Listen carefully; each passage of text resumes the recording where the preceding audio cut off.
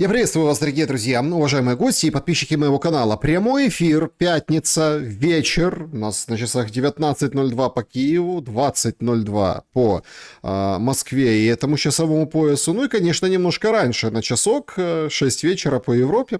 В общем, друзья, эпохальные события. Все разберем с политологом Андреем Золотаревым. Андрей Владимирович, приветствую вас. Добрый вечер, Александр. Добрый вечер, зрители. Ну что, лед тронулся, господа присяжные заседатели. Ох, и скрип этого льда, ох, скрипучий лед. Прям действительно, мы только можем себе представить последствия. И я действительно хотел бы нисколько, поморосить о том, как это было.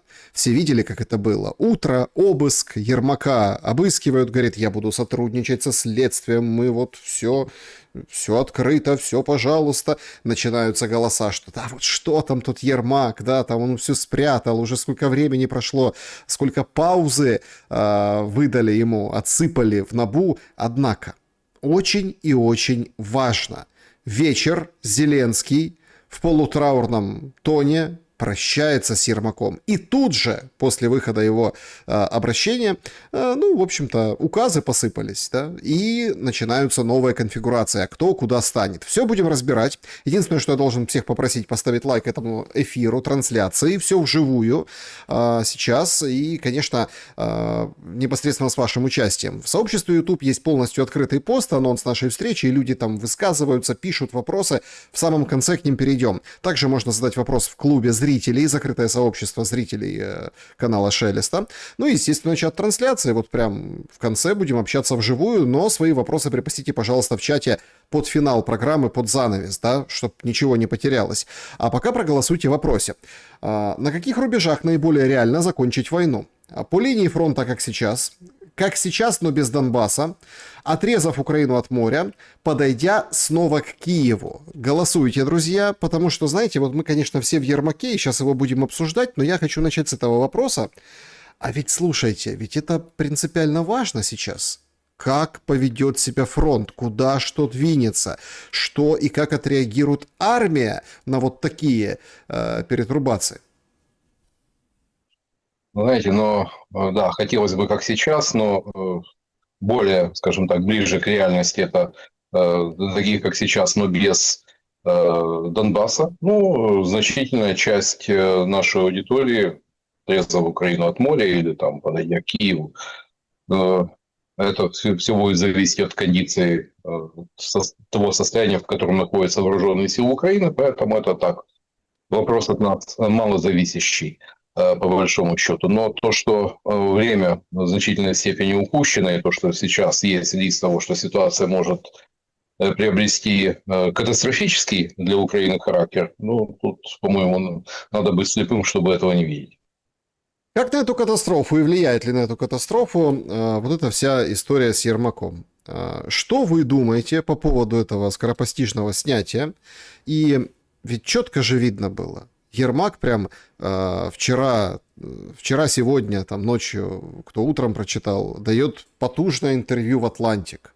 То есть у нас фактически, и Зеленский почему в таком трауре, убрали патриота, убрали, кто проукраинскую позицию отстаивает. С точки зрения тех контактов, которые происходят, которые будут происходить на следующей неделе в Москве, там Виткофа ожидают, судя по заявлению вчерашних в Бишкеке Путина, судя по вообще, как все как бы вокруг этих планов танцуется, это прям серьезный удар в яблочко по переговорной позиции.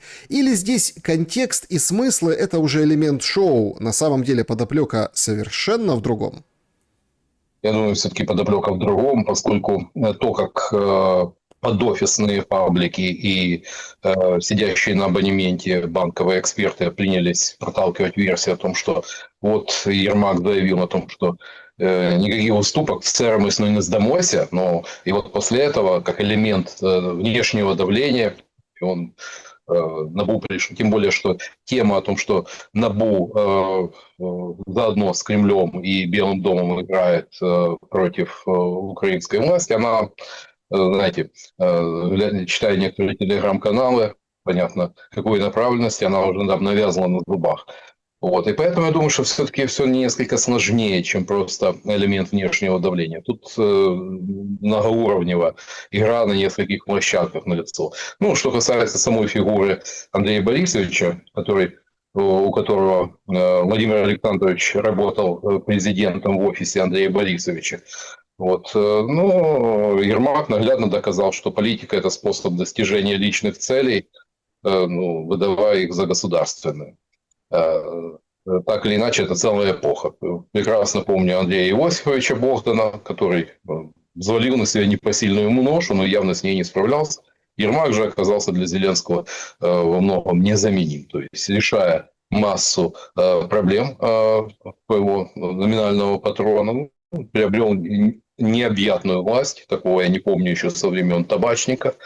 Вот. Но и тот табачник был все-таки послабее. Многие уже и не помнят. Многие родились уже после того, как тот ушел из администрации президента Кучма. Ну, тогда тоже так шутили, что Кучма работает президентом в администрации табачника. Но все хорошее и плохое иногда возвращается. Вот. И здесь, судя по всему, безусловно, присутствует элемент того, что Ермак был той универсальной промокашкой, которая впитывала негатив, чтобы он не падал на чело Владимира Александровича, чтобы он был весь в белом.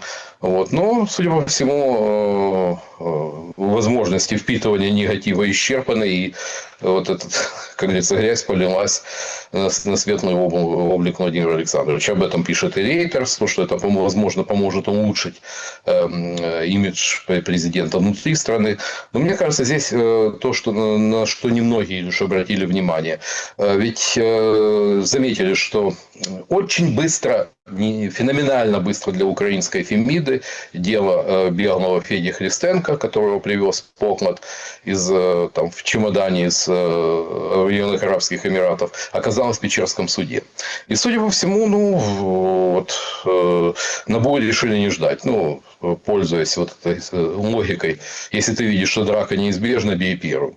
И, собственно, мы это увидели. Тем более, что косвенно в подтверждении того, что нечто готовилась контратака на антикоррупционную вертикаль, там задержали банду тех, которые занимались подделкой российских документов, паспортов, и паспорт на имя, собственно, с человеком, имя, кажется, фамилия и отчество, которое совпадают с главой специализированной антикоррупционной прокуратуры. Там.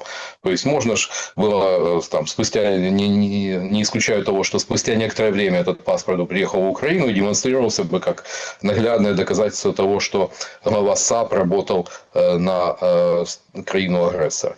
Вот. Ну, тем более, есть же прецеденты, когда вот в Чернигове там скандальное дело пограничника, которому подкинули телефон, который сотрудники СБУ купили в ближайшем ломбарде, а там якобы переписка с ФСБ и так далее. Ну, вот как шьются подобные дела, любой адвокат очень хорошо знает, тем более масса примеров. А тут, тем более, дело государственное. Так, погодите, смотрите. Атаку. Судя по всему, Стойте, да. я хочу просто прояснить. Значит, по поводу этих паспортов вообще там разные версии. Одни утверждают, что это Россия вмешивается в игру, потому что это паспорта на Клименко, да, это как бы российская история. Это в России накрыли офис, где печатали паспорта, и там так вот невзначай появилась фотография с главой НАБУ. Кто-то говорит, вообще это фейк, фотошоп, искусственный интеллект, не парьтесь, и это набушники сами сделали, как бы в оправдание. Третьи еще там чего-то говорят. Короче, вот эта вся история, вы сейчас нас погружаете в войну спецслужб. Однако, тут же есть... Она налицо. Ментовские войны здесь налицо. Однако здесь же есть очень важный и принципиальный момент. Значит, а за что идет война? Мы сейчас все погружены в вот этот вот процесс, пункты, переговоры, а кто что сказал, а на чем там сердце успокоится в отношении будущего войны. И все смотрят на перспективы вообще договоренностей, кто что кому готов уступить, уступит ли. Однако за этой же ширмой скрывается абсолютно корыстный предметный интерес. Бабки. Многие пишут и говорят не просто о Ермаке, который там рулил офисом или, например, всех держал в страхе под колпаком. Теневые деньги, которые мимо кассы абсолютно черным налом доставались депутатам в конвертах, об этом говорили, блогерам позитивным, разного рода. Абсолютно правильно. Послушайте, да тут даже речь, вот это тоже... Система же схлопывается. Вот, Смотрите, тут же даже были даже эти публикации, и даже кто-то из звезд, конкретно из звезд, говорил о том, что, ну, простите, мне предлагали 100 тысяч условно долларов приехать поотсвечивать здесь, в Украине, как я люблю и поддерживаю деток, например, или там по бомбоубежищам походить, поотсвечивать. Предлагали 100, ну, или, например, там, не знаю, 200, а на руки 100. Там другие, 100 отмывали. Ну, то есть, да. понимаете, то есть, как бы, это ведь все на самом деле и черная бухгалтерия, и вот эта страна в бэк-офисе вышибли ключевого и бухгалтера, и директора этого бэк-офиса. Ну, с деньгами явно будет затык. Вот тут далеко в лес ходить не надо. Я согласен тем, что история с паспортом это может быть и фейком, но факт того дела Христенко в Печерском суде налицо. Тут факт очевиден. А для чего такая спешка, которая, как известно, уместна лишь при охоте на блох? Ну, понятно, готовилось нечто. А это уже такая иллюстрация. Поэтому не суть важно. А вот что касается офиса, то действительно схлопывается система. Поскольку вот некоторые зрители, по-моему, по прошлой передаче пытались убедить в том, что это внутриэлитный конфликт, никакого обрушения конструкции власти нет. Ну, я поскольку хорошо знаю, что откуда берется и кому конверты таскаются, это самым фатальным образом скажется на системности работы. И результаты не применут уже в ближайшее время. И понятно другое, что тут и во внутриаппаратной борьбе, судя по всему, Арахамия таки переиграл. Ну, не будем умалять этого факта. Равно как и племя птенцов гнезда Сарасова тоже добилось своего. О чем я не раз предупреждал, о том, что эта публика еще засадит Владимира Александровича и Андрею Борисовичу по полной программе. За что был подвергнут остракизму, занесен в стоп-листы и так далее. Но то, что прогнозировалось 2 года назад, случилось сейчас. Это всегда под конец, так было и с Порошенко, отношения с вот этим грантоедским кооперативом, они вдрызг портились под конец президента. И это не под конец каденции.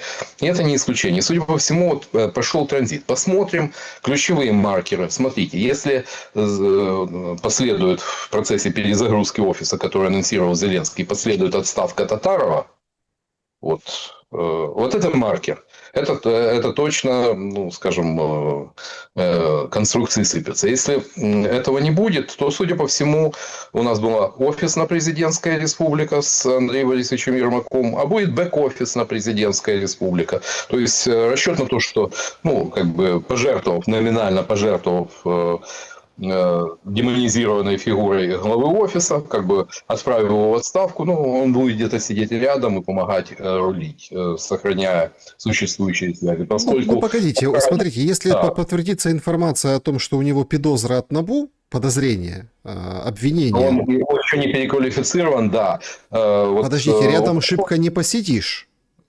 Смотрите, вполне вероятен сейчас, вот 2 варианта давайте рассмотрим. Вариант первый, который вы начали рассматривать, это условно серый кардинал сидит где-нибудь в бэк-офисе и продолжает всем рулить, да? И вроде как, там же почему сейчас пошли вот эти все расклады? А давайте сделаем так, чтобы Свириденко, а это вот просто, ну... Да, стюардесса, она же его возила, Ермака, на самолете. Ну, потому что Ермаку не положено по чину, по номинально, а Свириденко могла. И он там в США летал и так далее. То есть давайте Свириденко сделаем главу офиса. Выползает Милованов, а этот такой жук, он нюх держит. Он сразу первый слинял с Энергоатома, с наблюдательного совета, когда там только тучи начали сгущаться. И так показательно, я ухожу, тут коррупция. Так и что там сидел, получал зарплату. И вот он вылазит и говорит: Свириденко, вот это просто, это замечательно, говорит, это потрясающе. только Свириденко, только вот она может заменить. То есть абсолютная кукла-марионетка, абсолютная, вот Ну, знаете, как перчаточная кукла надевают вот это, она теперь вот, будет типа главой офиса вот президента. задумка изобразить отставку, по сути, ничего не меняя. Ну и, соответственно, Федорова на премьера.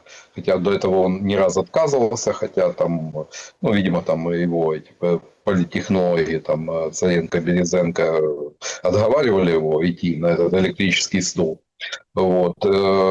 Смотрите, понедельник, вторник, крайний срок. И мы увидим, какая конфигурация складывается. Дело в том, что обычно, вот зная, как у нас работают наши правопохоронцы, ну, ты свидетель, у тебя проходят обыски, и, предположим, спустя некоторое время в очень многих случаях переквалифицируется из свидетеля в подозреваемого. Вот это может статься и в случае с Ермаком. И, видимо, что-то там готовится. Что-то там готовится, потому что стало дополнительным фактором к сегодняшнему заявлению Ермака об отставке и, соответственно, очень оперативному указу президента, по сути, без долгих раздумий. Ну, поэтому, видимо, вы правы, что-то там готовится. И он может, да, Бегство. действительно переквалифицирован.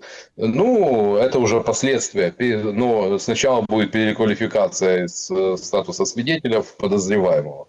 Погодите, И но это, вот давайте смотрите, это вот один вариант, что будет бэк-офис, и вот все как бы останется, и все скажут, вот мы сильны как никогда, и, в общем, да, и как Зеленский, как чем он оправдывает, говорит, чтобы ни у кого не было вопросов из тех партнеров, кто дает деньги, кто помогает и так далее. Однако, если это прям бегство, если за Ермака взялись капитально, Ермак точно знал, что на него есть подозрения, он точно знал, что будут обыски, он точно... Все это понятно. готовится. Что подозрений еще нет, но готовится. Ну, то есть и готовится, он все понимает прекрасно. В этой конструкции как-то жаль немножко Умерова, который как бы уже вроде и свинтил, но его Зеленский привез в своем самолете назад, говорит, спокойно, Умеров, все хорошо, я с тобой, все сейчас разрулим. Но более того, сейчас Умеров, как это, глава переговорной группы, потому что там Умеров, представители МИДа, да, там будановцы, ну или Буданов лично, и вот они будут как бы с американцами, без Ермака будут обсуждать вот эти переговоры, контакты. Дрискал в Киев прибыл или прибудет вот сейчас и будут, скажем так, объяснять. Смотрите, я к чему мысль какая? Ермак, если вскроется, что у него подозрение, а он не в стране, а он, например, в Лондоне, где у него счета, где у него вилла, которая продавалась, непонятно, продалась, не продалась, ну, там не одна, наверное, вилла. Если он там, то, с одной стороны, конечно, возрадуются те, которые говорят, что это, ребята, это пошел конкретный слив власти Зеленского, а Ермак просто поедет почву подготовит для своего... Ну, как же говорил Зеленский, я с Ермаком пришел, я с Ермаком и уйду. Просто Ермак уж уйдет немножко раньше, чтобы там, ну, собственно, замять и разрулить, подготовить эвакуацию. Подготовить посадочную площадку. Да, Для и мягкой. эвакуацию. Но тогда выяснится, что государство тогда обрушится. Тогда, смотрите, вот эти пьяные матросы, ну это я по аналогии с 17-м годом, они совсем не матросы, совсем не пьяные, но они придут и возьмут эту власть, которая будет валяться под ногами. Как вы думаете, насколько вот сейчас опасная ситуация для Зеленского? Потому что он уже не просто хромая утка, он хромая индейка после ультиматума Трампа на День Благодарения. Однозначно с вами согласен. Ситуация для него, маячит уже касс. Тут без вариантов. И, по сути, транзит власти начался. Как он пройдет? Через переформатирование большинства, отставку и выборы нового спикера, может быть, господина Рахамия сядет вместо Стефанчука, не знаю. Но пока, во всяком случае, серьезные игроки не заинтересованы. Я имею в виду и партнеры, и, я думаю, Соединенные Штаты не заинтересованы в том, чтобы власть вывалилась на улицу в результате всего этого. Поэтому я думаю, что все это может произойти достаточно неожиданно и быстро. И хотя тут многие там пророчили, что там начнется антикоррупционный Майдан и так далее. Я думаю, в Майдан никто играть не будет, потому что никто ж затеять Майдан, на котором никто уже не будет петь и танцевать, и сразу начнется хардкор и жесткач. Но это слишком опасно. И никому не надо, чтобы все вышло из-под контроля, и власть оказалась на улице.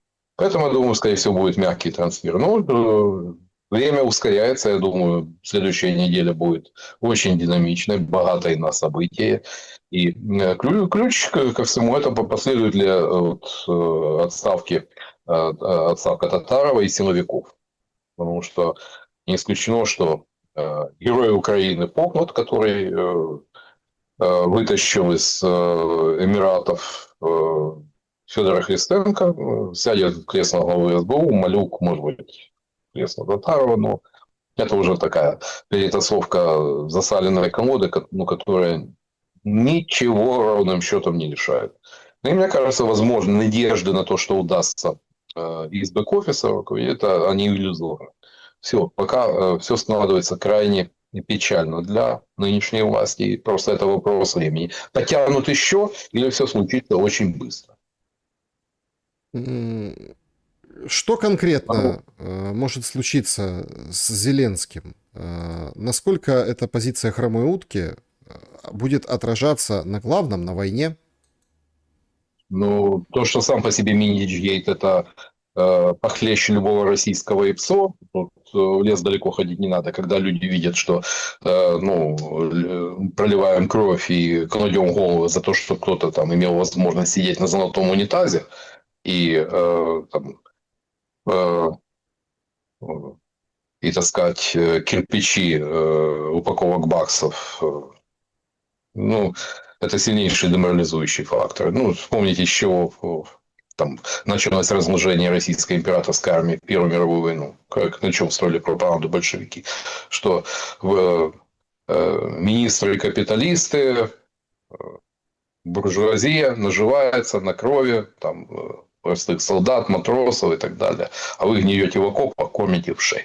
Вот. И вот с этого все начиналось. И это может и для мотивации в ЗСУ это может иметь самые печальные последствия.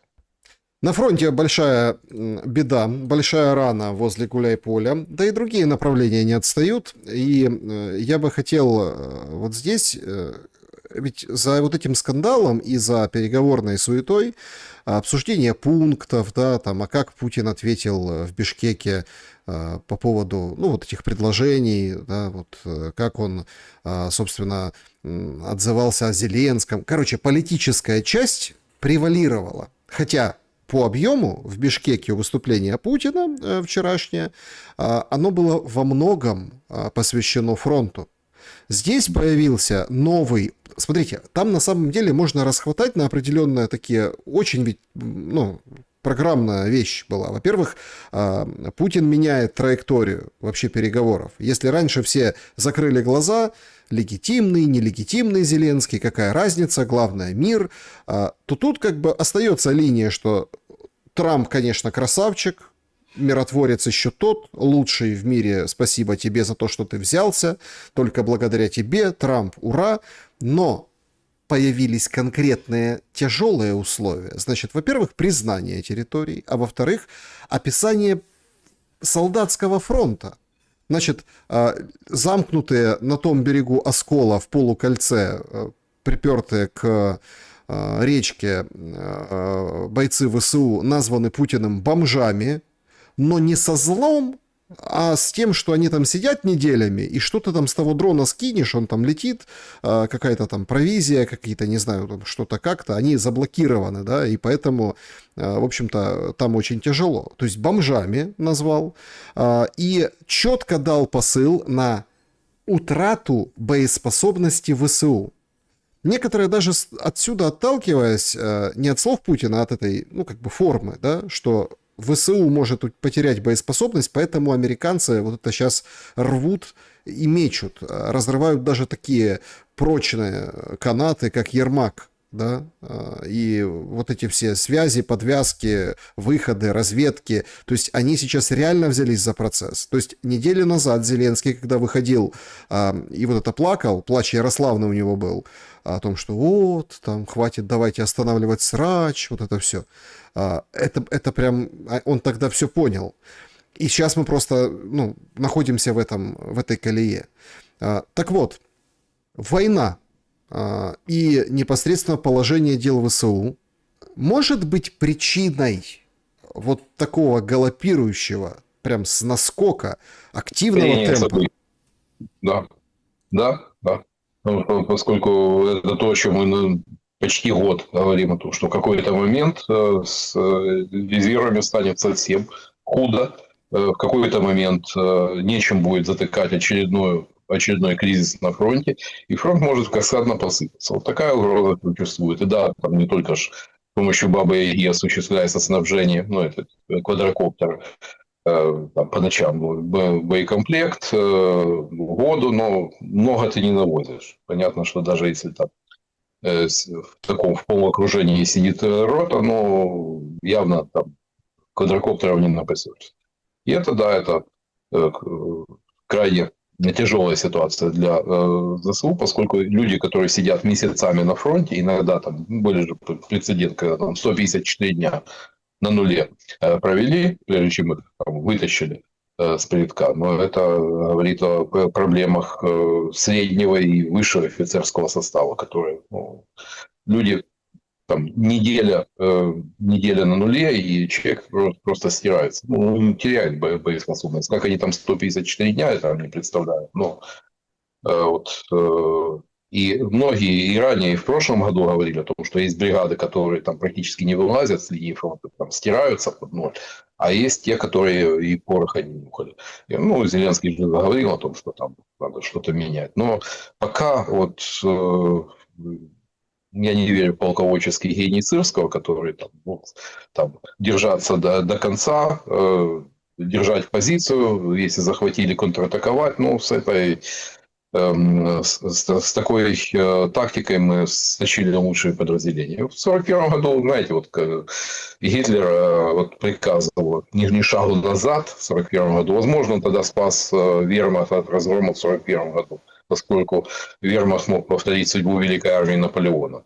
И это дало свой эффект, это позволило удержать линию фронта, но дальше Гитлер уверовал в свой полководческий гений, говорится, эта тактика стала неизменной. И в 1944 году это привело к катастрофе группы армий «Центр», когда там и 9-я армия под ноль, и там этот марш немецких пленных, это как раз результат этой стратегической ошибки. Потому что у немцев неплохо получалось по ходу войны, это как раз маневренная оборона, что и продемонстрировал Манштейн. А в Сырске, это мы видим не раз, повторяется одна и та же схема. Знаете, умный 1-2 раза там и научится. Но по-моему, Арестович это говорил о том, что 18 раз повторяется одна и та же ситуация с охватом.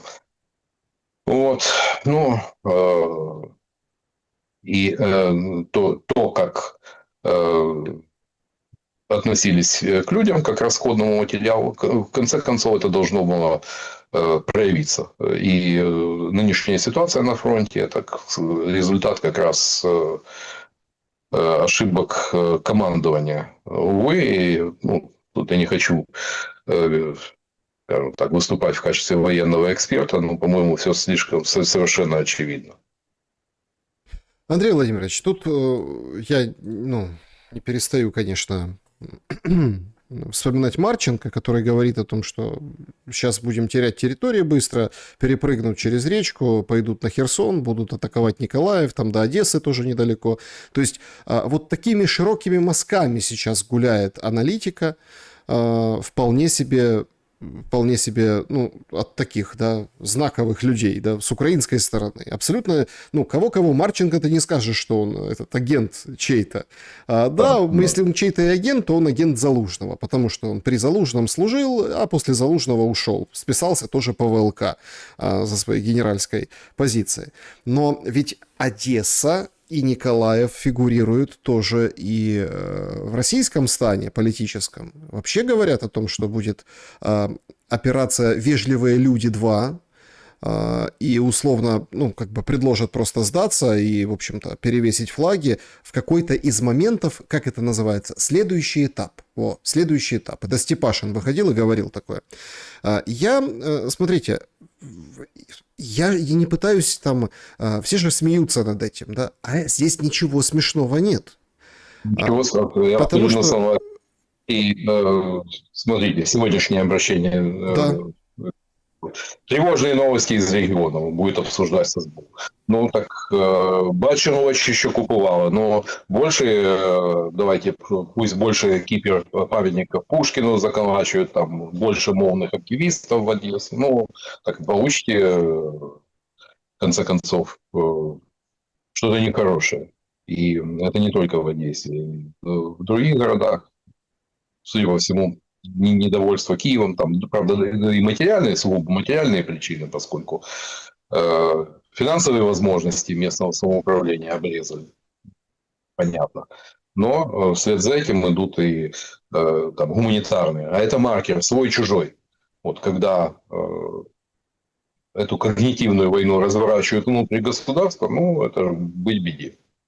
я к чему? Я к тому, что в каком состоянии, почему это не смешно? Потому что этот город, условно, под украинским флагом должен иметь такое состояние, в таком состоянии государственные вертикали должны быть. И тут опять мы отправляемся к Ермаку, потому что на Ермаке были завязаны, как вы дальше, ну, как бы выше говорили, силовики. На Ермаке были, на его помощниках, на его 5-6 менеджерах были завязаны условные бухгалтера, ну, я имею в виду, да, то есть денежные потоки. То есть, а что нам еще? На Ермаке завязана пропаганда вся. Ну, то есть, верные псы офиса президента верно как бы служили, как бы виляли хвостом и как бы продолжают это делать, да, сейчас, но сейчас немножко так переглядываются, потому что если все-таки будет условно, опять-таки, новый человек, но если будет не Свириденко, а кто-то новый, он, конечно, поменяет этих всех советников офиса президента, ну не всех, так добрую половину, и скажет: Подоляк, гудбай, кто там еще? Дима Литвин, а ты чей советник? Зеленского по речам или мой? Еще это. То есть от Литвина не откажет. И получается, что это обрушиваются вертикали. И тогда получается, что какое-то местное самоуправление, оно будет тогда на местах принимать решения, ну, собственно, как бы переходить к противнику, который не будет бомбить эти города. И мы вот увидим Прагу, например, когда нацисты заходили во Вторую мировую. Париж, который объявился открытым городом в 1940 году. То есть это будет такой черед, достаточно опасный. Конечно. Как вы думаете, готовы к этому американцы? За телеграф. Понятно, что это шпилька в адрес Трампа лично и администрации. Понятно, это война их глобалистская, это все понятно. Но они прям публикуют, что вполне себе Витков привезет конкретные предложения. Это не будут там 4-часовые разговоры для того, чтобы понять, кто такие Рюриковичи и как вообще все начиналось. Это будут конкретные предложения. И вроде как конкретным предложением США будет признание того, что захватила российская сторона. Да. Вопрос только де-факто или де-юре. Мне кажется, все-таки де-факто. Вот. И, ну, по-моему, никаких иллюзий быть не должно. Вот, когда материализуется та формула, которую в свое время изрек Киссинджер, которая говорит о том, что быть врагом Соединенных Штатов Америки опасно, а быть другом Соединенных Штатов Америки смертельно опасно. Налицо, ну, вся ситуация нам демонстрирует то, что Соединенные Штаты слишком ненадежный союзник, особенно для слабых стран. Вот. И торгануть Украиной как разменной монетой, ну, учитывая там барыжный характер того же Виткова, ну, почему? То есть, чего к нему прицепились? Он преследует, прежде всего, свои, как говорится, прагматичные интересы своей команды, я имею в виду команды Трампа. Другое дело то, что вот и об этом ряд экспертов говорили о том, что там Аксиос пыталась, конечно, это опровергнуть, о том, что никаких разночтений нет. Вот, дескать, единства в команде Трампа, но мы видим, что Рубио там и старые республиканцы, они готовы коммуницировать с глобалистами и объединяясь против России. А с другой стороны, как бы Венс, тот же Уитков, это истинные трамписты, они готовы договариваться с Россией, чтобы действовать против глобалистов. Это тоже вполне очевидно. Но а где здесь мы? А Украина, ну, собственно, на столе, увы. Ох, значит, сначала депутат, который в Лондоне, да, сейчас судится, и которого не получилось экстрадировать, Дмитрук, написал об этом. Ну, у него там имеет общение, там, доступ в чате, там депутатская группа, понятно. Короче, он распространил информацию, что сейчас депутатов пытаются всячески мотивировать, ну, вот эту риторику, а давайте поддержим президента, ему сейчас тяжело. Ну, то есть, давайте, мол, поддержим Зеленскому, так непросто, бедный, несчастный Зеленский. Арахамия. Мы, как команда президента, поддерживаем решение Владимира Зеленского. Сегодня он борется за наше будущее, за достойное окончание войны. Нам нужно быть сильными внутри страны, чтобы иметь крепкие позиции извне. Владимир Зеленский четко заявил, что мы не имеем права отвлекаться на что-либо, кроме защиты Украины. Это приоритет номер один для власти, общества, каждого украинца. Также для нас важно, чтобы ни у кого не было никаких вопросов к Украине. Владимир Зеленский указал, что интересы страны для него на первом месте, и он как лидер нации, лидер государства не допустит ослабления ни извне, ни изнутри. Ну, мне ответили только на вопрос, откажутся ли депутаты от конвертов, поскольку это наиболее эффективный инструмент, в который закладывается там, от десятки до 20 там, и более там, главам комитетов. Вот, я думаю, что не откажутся. А не чужой Арахамии Гетманцев готовят очередные вкусняшки украинцев. Вот, тем более, учитывая меморандум МВФ и его требования, там, во-первых, НДС ФОПом, в результате чего еще будет волна закрытий ФОПом. Я думаю, что вернут, указывая на то, что это требует Евросоюз, техосмотра для всех машин. Это расщепляйтесь. То есть налог на LX и так далее, на старые тухли. То есть, ну, пошалят по карманам у пересечных, даже если при самом благополучном раскладе. Ну, вот, поэтому хрен редьки не слаще. Если кто-то считает, что Арахамия такой весь позитивный и белый, это было очень большое заблуждение. Да, значит, друзья, пожалуйста, доголосовывайте в нашем сегодняшнем чате трансляции. У нас на самом деле очень много вопросов от вас, от аудитории. Я хотел бы рассмотреть в финале все-таки будущее мирных переговоров. Да, Зеленский, ну, Ермак это не Зеленский. Да, это начало. И вы знаете, по сети гуляет, и мне, кстати, люди пишут, на самом деле, это прям очень интересно. Я вот скоро будем переходить к людям, но я хотел бы какое-то стратегирование, видение на ближайшие дни с вами, ну вот, непосредственно обсудить. Значит, люди пишут и задают вопросы.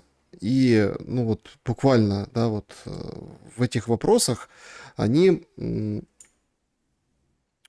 как бы, ну, некоторые, да, скажем так, товарищи прям выкладывают определенные даже графики, да, графики, что может произойти.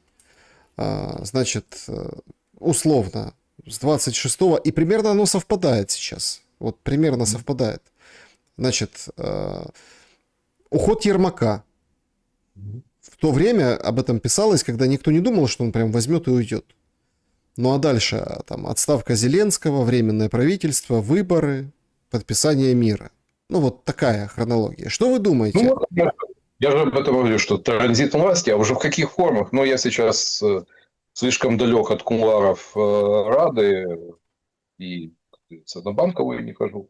Поэтому инсайдов непосредственно, ну, общаюсь больше с коллегами, но это все говорит о том, что процесс пошел. В каких конкретно формах, это дело второстепенное. Но и то, что события приобретут совершенно очевидную динамику. Посмотрите, неделю назад Зеленский не отдам Ермака, и коллеги шутят о том, чтобы каждый мужчина боролся за женщину, как Зеленский борется за Ермака. Ну, тем не менее, за неделю ситуация изменилась так, что он вынужден сливать.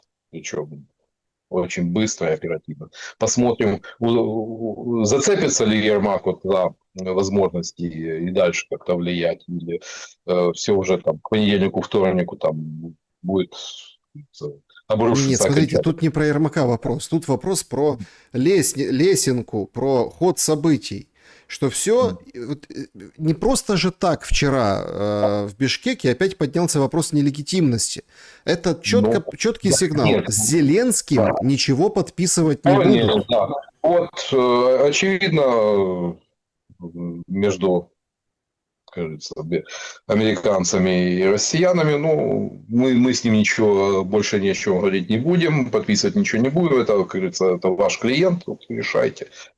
Решайте вопрос, каким образом. Ну и вот, учитывая то, что там, специфику команды Трампа, обратите внимание о том, что из аппарата нацбезопасности, из Госдепартамента, ну, Трамп зачистил 1300 человек. В том числе очень многих людей, которые специализируются на Восточной Европе, на России, Украине.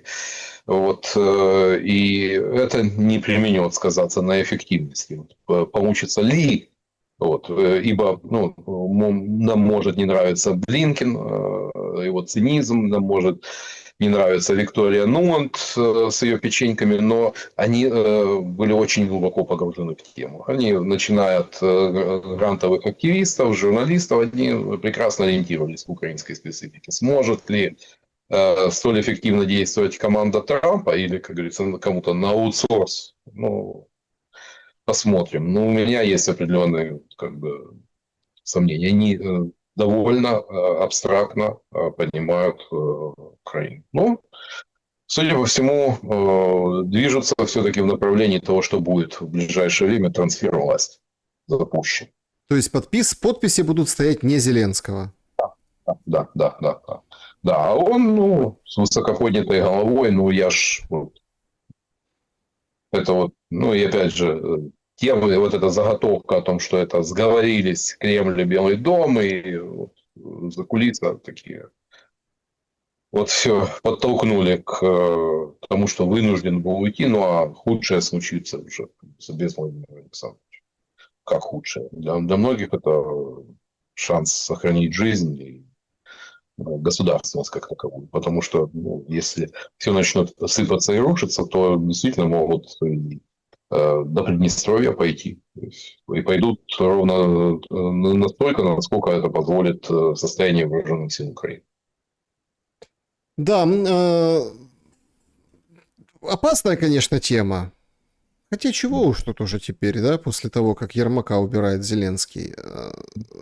Но как вы видите перспективу военного переворота? Нет, ну, у нас... Хорошо, вот, я не так поставлю вопрос. Перспективу... называется несколько хороших парней, да, Не-не, там... перспективу военно-политического переворота. Условно, какие-то хорошие политики из числа действующих, их, конечно, мало. И вы знаете, тоже вроде как можно было, вот если так посмотреть на политику, сейчас же должен как бы предстать и блеснуть Порошенко, ну и порошенковцы.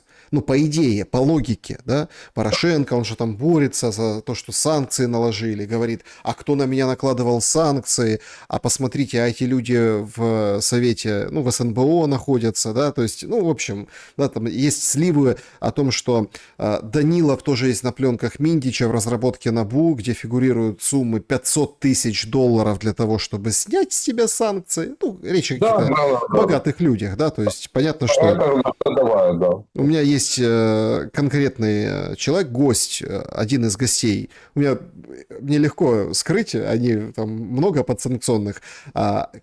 конкретно к одному из гостей регулярных там, которые появляются у меня на канале, были обращения через засланных людей, что 300 тысяч убитых енотов все решат. Решение вопроса. Но у этого человека нет таких денег, и он сказал две вещи. Значит, первое, во-первых, пошли вы, а второе, нет таких денег. Ну, то есть, по важности понятно, что первое, что второе. То есть, и вот это все, как бы Порошенко борется. Ну, его, прости господи, оруженосицы, есть там активные, ротатые, такие, черноротые, скажем так. Ну да, черноротые. Сюмар и Геращенко в Италии фотографируются вместе. Оно ж «Черная пятница», скидки. В Милане так, наверное, вообще красота. Поехать и чего-нибудь там скупить. Это ж не как там в Украине, там в отдельных странах нарисовали ценники в 3 раза больше, и вот тебе скидка. А там реально можно хорошенько прибарахлиться. И они там... Налетает подешевело, да, там хорошие скидки как раз в это время на Черную пятницу. Ну, сегодня Черную пятницу устроили их, как говорится, злейшему недоброжелателю. Но я скажу другое. В рядах ЗСУ отношение к Порошенко не намного лучше. Помнят и как бы там ни было, но слово с песни не выкинешь. Жму руку, обнимаю, торговлю углем, это, ну, скажем так, люди больше склонны верить, что таки это было, что это не было там чьей-то выдумкой, чьим-то дипфейком и так далее, что, учитывая довольно лицемерное поведение экс-президента, ну, кажется, на словах одно, на деле другое, это, ну, этого не забыли. Поэтому, ну, явно он, да, ему хотелось бы, чтобы кто-то подогнал ему снова бульдозером, снова впрыгнул в власть. Он прекрасно, он человек не глупый, он прекрасно понимает, что электорально он уже, как говорится, сбитый летчик, но человек он хитрый и прекрасно понимает, что в новой конфигурации, если возрастет роль парламента, он таки может что-то в себе и выторговать, какую-то командную высоту. Ну, пока посмотрим, поскольку у нас мы увидели качество нашего парламентаризма, то есть это абсолютно мелкотравчатые в своей массе люди, которые, ну, буйных там нет от слова совсем. И поэтому это разве что это извне, катализировать ситуацию, чтобы там дошло. А так, ну, появится снова глава СБУ в кабинете у президента с папочками, и снова все подожмут хвост. Ну, не скажите, потому что если уж у Ермака такая ситуация, то, мне кажется, очень многие помельче заговорят. Говорят, всему свое время, но вот, мы неделю назад обсуждали о том, что странное там заявление главы гуманитарного комитета, которое сродни, если бы он был членом Евросолидарности, но это наглядная иллюстрация того, что в украинской политике вовремя предать это, не предать, а предвидеть. Да, значит, подведем итоги нашего сегодняшнего опроса. Они такие. На каких рубежах наиболее реально закончить войну? 11% по линии фронта как есть, 19% как сейчас, но без Донбасса, 21% подойдя снова к Киеву и 50% отрезав Украину от моря. Ну, в принципе, логично. Слушайте, если так, мы опять гипотетический вариант.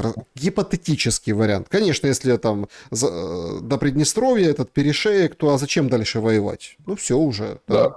Ну. Чтобы от Украины осталась зумер, ну, абсолютно нефункциональное как государство.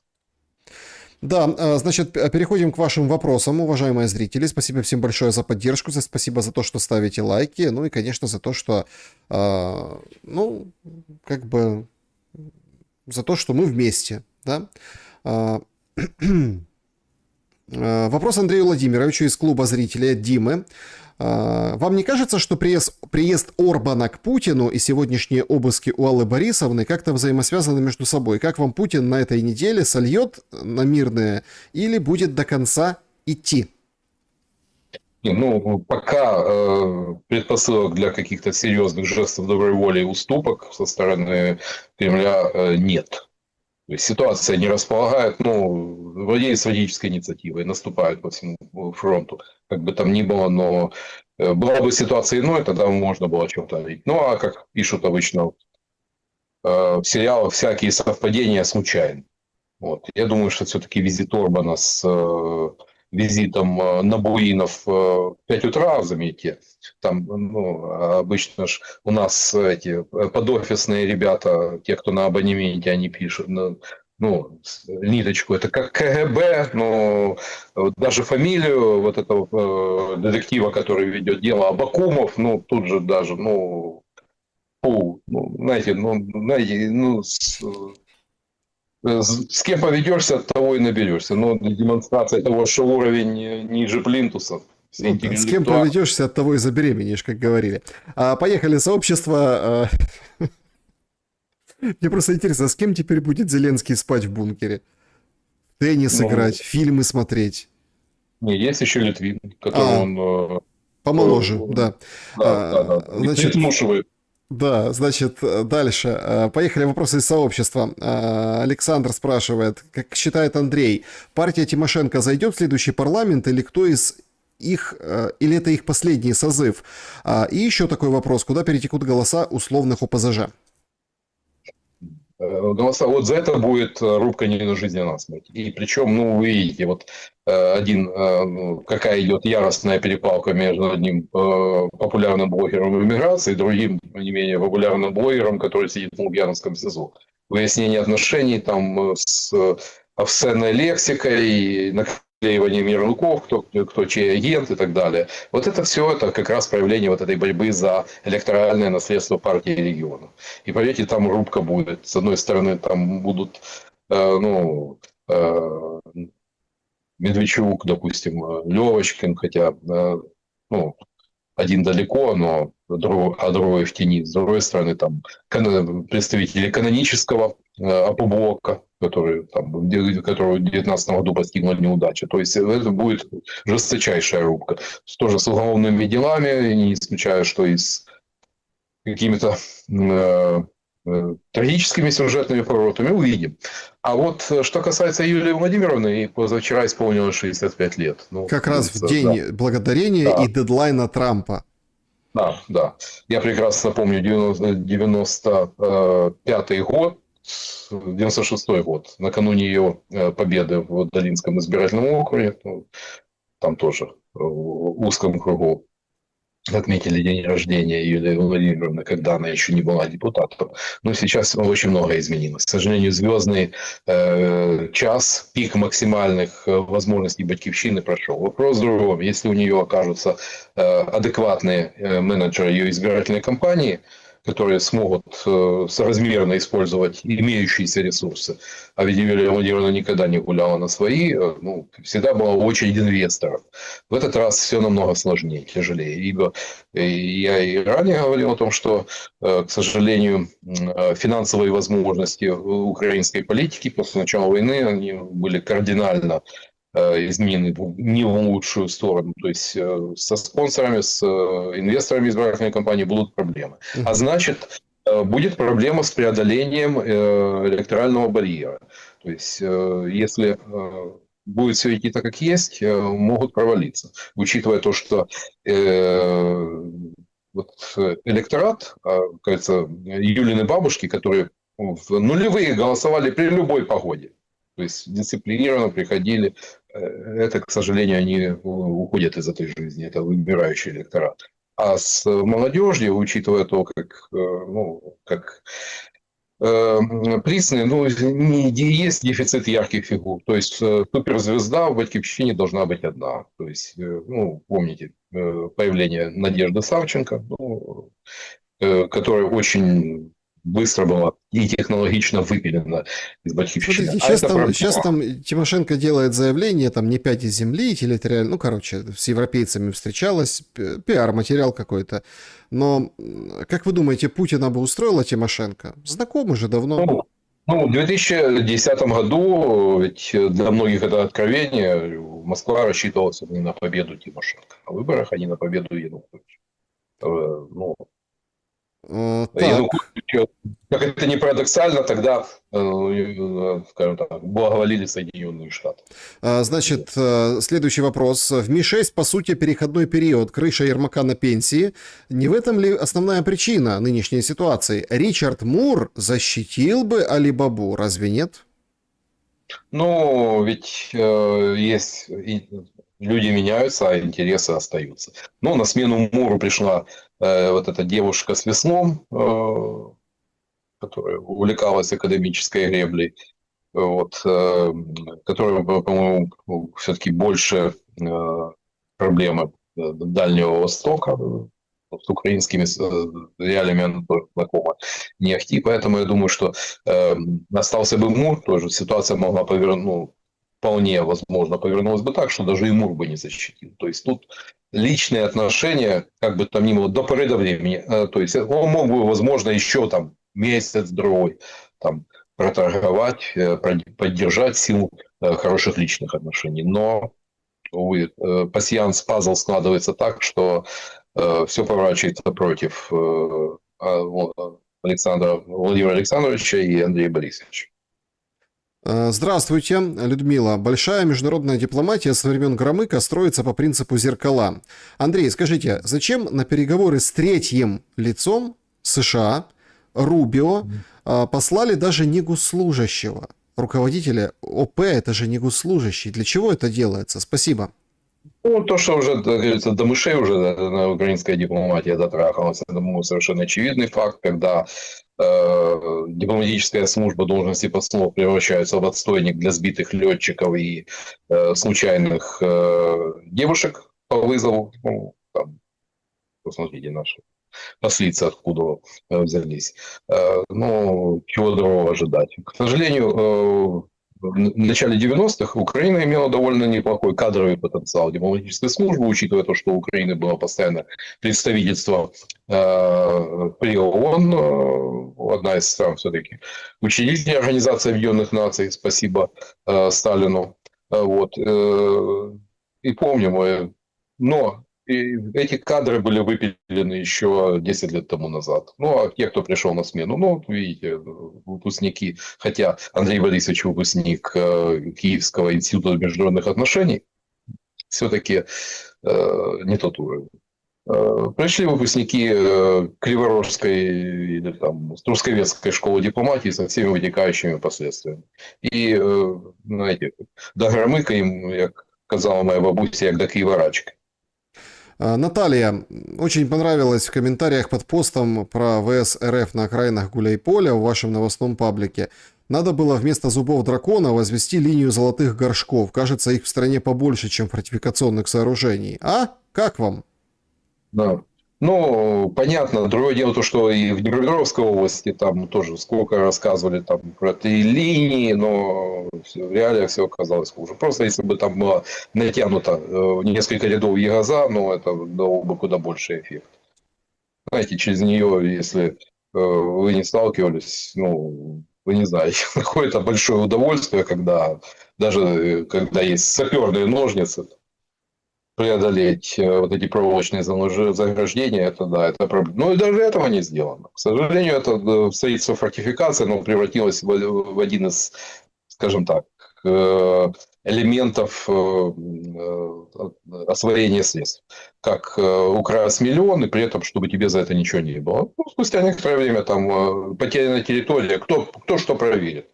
Вот некоторые даже такую версию продвигают, что это делается специально, что как в операции И, что ну, все сгорело, арену синим пламенем, потом, чтобы никто не вывел на чистую воду, куда ушли деньги и на что. Значит, добрый вечер всем. Да, вот Дмитрий публикует этот пост, который я там попытался найти, не нашел. Давайте обсудим, потому что он задает вопрос и напоминает об этой хронологии. Значит, увидел пост с интересным объяснением прозвища Али-Бабы. А вдруг так его короновали за то, что именно он заключал сделки по продаже европейского оружия всяким разбойникам на Ближнем Востоке, Мали и не только. И еще, получается, прав оказался аналитик, чей прогноз упоминался. Он выглядит как инсайт, нежели предположение. Значит, суть прогноза. 26-30. Отставка Ермака, других должностных лиц. 1-7 декабря. Начало массовых протестов в связи с опубличиванием расследования НАБУ о коррупции Минобороны. 11-17. Голосование в парламенте, объявление импичмента Зеленскому, усиление протестов. 17-25. ВО президента, исполняющий обязанности, новый набор временного кабинета, кризисные органы управления, анонс выборов. С 12 по 16 января подписание временного исполняющим обязанностям президента временного перемирия с Россией на выборы. Со 2 по 13 марта выборы президента, 18-26 инаугурация нового президента, ну и, в общем, мирный план Трампа, одобрение, короче, уже подписи и все, финализация. Где-то я уже это слышал. Мне бы знать фамилию этого аналитика, ну, чей это пост, чтобы понять, откуда ветер дует. Ну, не пишет человек, гуляет по сети, но без авторства. Я не знаю, гуляет, например. Процесс, ну, вот так вот с привязкой по датам, ведь, ну, как бы такой жестким дедлайном. Я вижу, что процесс пошел, но я не думаю, что, опять же, а кто это может быть? Кто это может быть, автор? Ну, что дать? Я не думаю, что кто-то из наших там аналитиков в эмиграции, и я не думаю, что кто-то тут так реально высунулся бы. Зачем? На следующий день к нему придут дискутировать политологи в штатском, ну, боже, себе дороже. Ну, разве что, конечно, есть одно исключение. Это те, кто, допустим, авторы, которые там числятся в грантоедском кооперативе, ну, там своих, ну, они как русские, своих не сдают, вот, и более-менее у них охранная грамота. Ну, много ли вы вспомните, вот Птенцов не сдаст Росова, которых санкционировали, там, по которым уголовные дела, он по Шабунину сколько там тянется, а возы ныне там, то есть, как бы там ни было, но они на особом положении. Но я слугам говорил, о том, что теперь предупреждал о том, что этим кончится, но, кажется, бачил очень еще купувал, и что хочешь повласть. Андрей, а как так случилось, что все хотели в Европу, кто успел, выехал, а необходимо стало погибать за то, чтобы стать в Европой? Так все в кусты, только отчаянные взяли в руки оружие. Что это значит? Как понимать эти события? Благодарю, всем добра. Ну, в любой стране процент тех, кто готов идти убивать и готов сам умереть, он так, 10-15%. Это касается Украины, может быть, там России где-то в отдельных регионах и чуть поболее, но в принципе это вот как константа. В той же Германии там на вопрос, потому что кто готов, 15%. Но, опять же, это декларировать это одно, а пойти и воевать, у нас тоже вот в соцсетях посмотришь, ну, за войну готовы там воевать до последнего те, кто находится довольно далеко от границ Украины. Ну, поэтому, к сожалению, за Европу, ну, и, по сути, украинцам продали миф о Европе десятилетней давности. И большинство абсолютно не понимает того, что, ну, вот, двигаясь в сторону вот этого европейского вчера, у нас будет довольно печальное украинское завтра.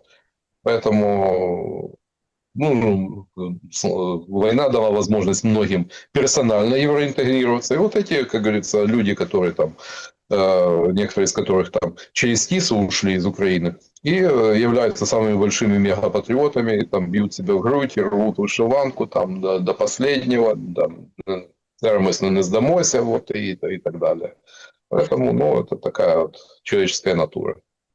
Ну, тут, безусловно, смотрите, личная выгода. Потому что все прекрасно понимают, война закончится, многих, особенно тех, кто не сумел натурализоваться, кончится временная защита, и скажут, ну, пора бы и восвояси, пора бы и честь знать. Петр, Андрей Владимирович, ни в истории, ни в народных сказках и сказаниях я не встречал, чтобы две враждующие оружием стороны лезли замерять третьи. Никто не замерял Добрыню со Змеем Горынычем и Жанну Дарк с Генрихом VI, но сегодня мы такое наблюдаем. А глобализм и глобалисты победили, и мы уже живем в их мире. Тогда как выглядят те борцуны с глобалистами, которые первые на замерение всех и вся? Ну, во-первых, глобалисты еще не победили. Да, они были близки к этому, но мы видим, что проект спотыкается. Мы видим это по результатам выборов и в Европе. То есть, да, пока удается сдерживать, скажем, национально ориентированные консервативные силы там, с помощью брандмауэра в Германии, снимая с выборов. Мне, кстати, ну, вот, типа, кадры типа Джорджеску тоже глубоко антипатичны, но тем не менее это данность. Нравится или не нравится, но это факт. И точно так же трамписты. Ну что, мы не, ну, питаем какие-то иллюзии насчет Трампа? Да, безусловно, неординарный человек. Да, безусловно, очень такой боец. Но самодовольный, эгоистичный, со всеми вытекающими отсюда последствиями, когда человек был десятилетиями. Ну, какие девелоперы, вы прекрасно знаете, это саблезубые, которому лучше палец в рост не клади. И не надо не питать никаких иллюзий. Дело в том, что пока вот этот процесс борьбы, он будет, я думаю, еще 10-15 лет, и будут искры по всему миру лететь. И вот только Украина это все это не ограничится. А то, что замерять, ну, это сделка. По большому счету, ведь я уже говорил, потому что в Соединенных в Белом доме не разберутся, там, с кем они и против кого. Потому что часть считает, что надо сторговаться, подчеркиваю, это сделка там, с Россией и повернуться против глобалистов. А другие считают, что с глобалистами против России. Вот такой Угу. Так, дальше. Значит, Азазел Лакиев. Здравствуйте. Лично мне все понятно и ясно с 2014 года. Как будут себя вести 4 области Украины? Галиция. Когда так или иначе будет движение к диалогу и работе с Московией. Какой у Галиции путь? ну, Галичина, правильно. Ну, Галиция это ж в таком, так, до революции. Ну, у немцев Галиция. Вот. Какой путь? Ну, если, скажем так, в процессе переговоров, в чем у меня есть, конечно, некоторые сомнения, там придется имплементировать требования в части языка, там, религиозной политики и прочих, не исключено появление Западноукраинской Народной Республики. Ведь проиграй Майдан в 2014-м, ну, а то пришлось бы проводить на Западной Украине. Угу. Значит, дальше. Лина Востроилова, вопрос. Согласно какой статьи Конституции Януковича упразднили официальное объяснение «самоустранился в неконституционный способ», то есть обнаружился пробел. Если Зеленский поддержит украинскую традицию бегов, брешь в Конституции не помешает ли снова и опять? И не помешает. Скорее всего, может быть, политика, так называемое политико-правовое решение. Вот, повторяю, буду повторять то, что Конституция давно превратилась в рулон туалетной бумаги. Прежде чем, да, многие совершенно справедливо ставят вопрос о перезагрузке страны, переосновании страны и, соответственно, новая Конституция. Но для начала надо хотя бы, какая бы не есть, но Конституцию соблюдать. А пока, ну, судя по всему, нас ожидает перспектива очередного политико-правового решения. Александр, Андрей, здравствуйте. Спасибо вам за эфир, и вас слушать интересно. Очень интересная аналитика, спасибо. Вопрос. В самом начале войны, 30 ноября 2022 года, Урсула заявила о потерях украинской армии 100 тысяч, за что потом извинилась. Через 2 года потери уменьшились, Зеленский сказал 43 тысячи. Каковы реальные цифры, и кто должен сказать об этих цифрах украинцам, чтобы они поверили? Я добавлю, вчера Свириденко, ну та, которая лучшая кандидатура, допустила такую оплошность. Говорит, 5-6 миллионов после войны ожидается ветеранов и членов их семей. У нас 800-900 тысяч участников сил обороны. Всего. Да, есть потери, кто-то, есть мобилизация по 25-30 человек в месяц, тысяч человек в месяц, но не получается 5-6 миллионов. Куда-то миллиончика 1,5, да, вот как-то они делись. Знаете, ну есть же, опять же, вот когда говорят о политике, говорят о потерях, ну, в СУЕ, То есть она очень четко артикулирует. Есть потери безвозвратные и потери санитарные. То есть, понятно, что там, часть раненых выбывает, там становится, ну, получают там, инвалидность, там, те, кто потерял конечности, или там, после тяжелых ранений, там, человек после тяжелой контузии он тоже не способен к выполнению боевых задач, это тоже к списанию. Но обычно соотношение санитарных и безвозвратных потерь 1 к 3, 1 к 4. То есть это можете проверить. Вот. И поэтому, когда говорят, Урсула говорила о 100 тысячах, возможно, тогда речь шла о 100 тысячах того общие потери.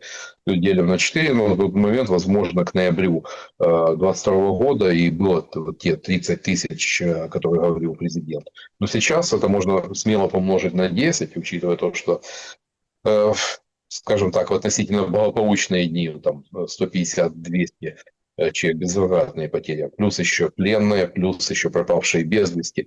Поэтому, я думаю, реальную цифру мы узнаем еще не скоро. Но понятно, что вот как во Львове, когда не остается свободных участков, и там Шмыгаль выделяет земли Минобороны под новое кладбище. Ну, достаточно посмотреть в Днепре на Краснопольское кладбище, чтобы понять масштаб потерь. Но это, не, опять же, это еще не миллионы. То есть понятно, что россиянам хотелось бы там показать, что 1,5 миллиона погибших, но как бы тогда, по сути, ну, это дважды уже, как говорится, обновился бы состав вооруженных сил. Но, как бы там ни было, ну, 300-500 тысяч, возможно, так в итоге вот такую цифру и получим. Значит, переходим в чат трансляции. Друзья, спасибо, что ставите лайки. Спасибо за то, что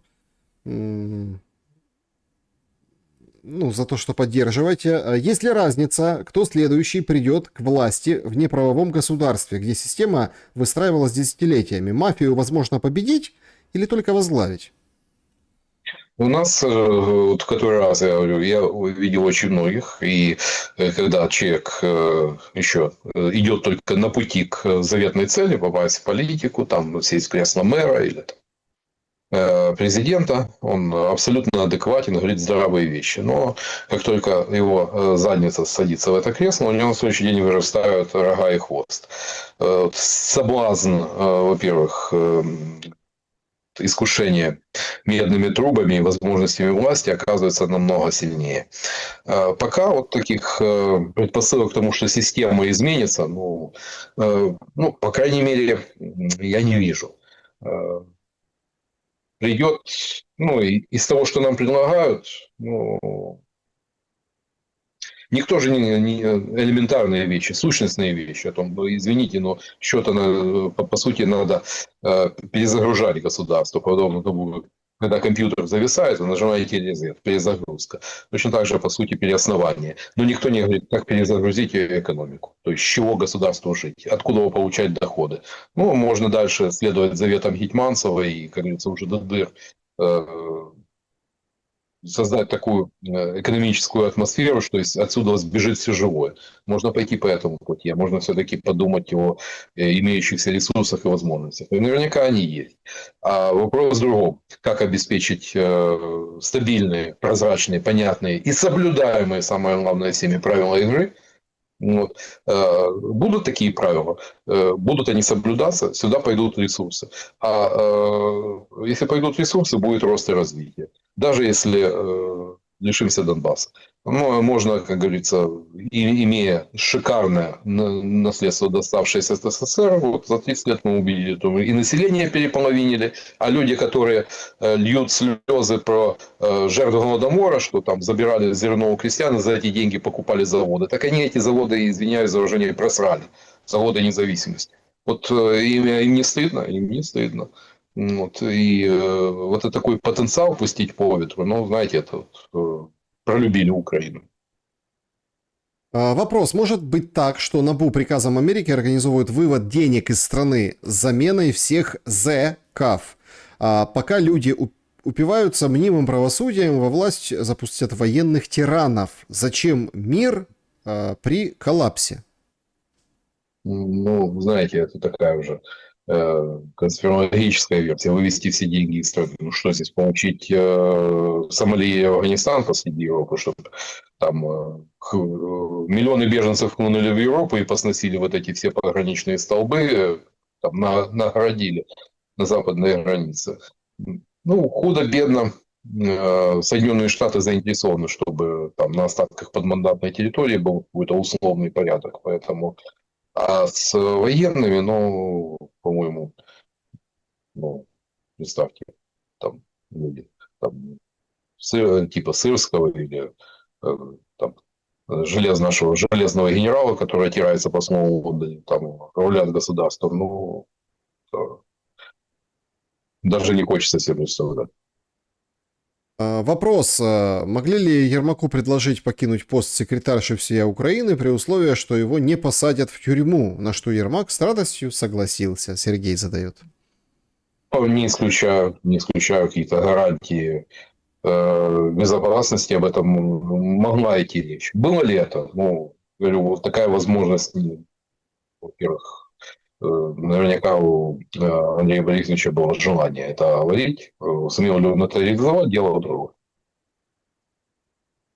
Как украинцам порядок навести на территории? Ну, хотя Я бы... не называю пользователя, потому что, ну, непонятно. Ну, там бывает через собачку, да.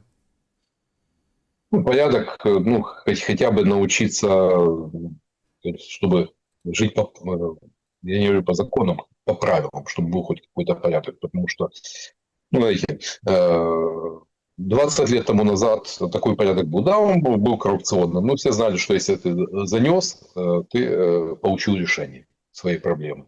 А сейчас ты можешь занести и получить комбинации из 3 пальцев. И сказать, все, что я тебе должен, я прощаю. Ну, вот такие времена, такие нравы. Но в таких условиях не стоит удивляться тому, что в государстве все идет в разнос. И когда банально, то есть есть определенный уровень, когда коррупционная рента становится, превращается в смертельно опасную вещь для государства. Тут этот уровень, как говорится, вот эти красные линии давно пересечены. Поэтому, ну, хотя бы условный порядок, но даже самый плохой порядок лучше, чем тотальный беспредел, который имеет. Угу. Значит, друзья, всем большое спасибо. Ну, тут, конечно, такие вопросы. Очень много таких шуток злых, таких ироничных. И я, в принципе, понимаю, почему люди так шутят. И попросит ли Ермак политическое убежище в России? Не попросит. Точно не попросит. Хотя, ну, знаете, бывших не бывает, тем более учитывая то, что папа там возглавлял, там работал в второй экономической миссии в Кабуле, в Афганистане. Ну, там же людей пропускают через контору, там, и тем более попасть, учиться на такой факультет, равно как и Петр Алексеевич. Ну, папа судимый, а сын учится на дипломата. Но это в советское время это был нонсенс. Тут надо было иметь, ну, такую мощную покрышку. Вот. Кого, ну, люди со связями не могли ну, поступить на факультет киевский, ну, или в ЕМО. А тут сын осужденного поступает, учится. Ну, подозрительно. Ну, когда Конституцию, собственно, снимут с паузы, выезды пооткрывают.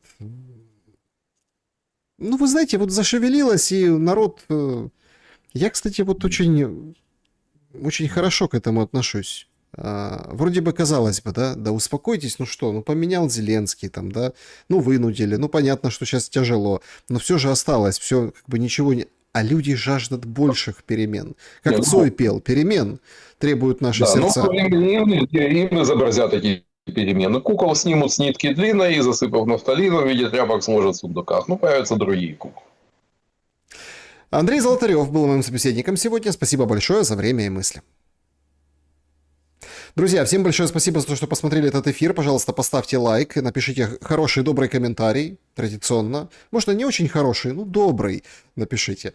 И, конечно, наблюдаем за всей происходящей ситуацией. Встретимся с вами через определенное время, меньше, чем через час. Пошумим немного, поэтому шибко не прощаюсь. добра и света все равно желаю. До скорого.